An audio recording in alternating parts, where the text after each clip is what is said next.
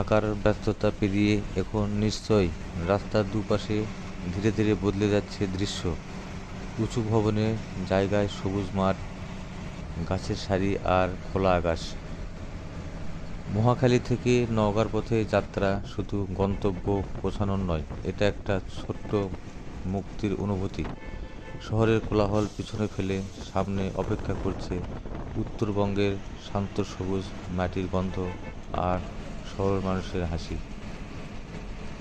পথে জানালার পাশে বসে যদি তাকান, দেখবেন ধানের খেতে রোদের ঝিলিক, দূরে মেঘের ছায়া, আর মাঝে মধ্যে ছোট্ট বাজার বা নদী সেতু পেরোনোর দৃশ্য। গাছ ঘেরা রাস্তা, আধুনিক ভবন, কফি শপের আড্ডা, বনানী যেন ঢাকার ছিমছাম আত্মবিশ্বাসী এক অধ্যায়। এখানে সকালগুলো একটু ধীর আর রাতগুলো আলোয় মোড়া।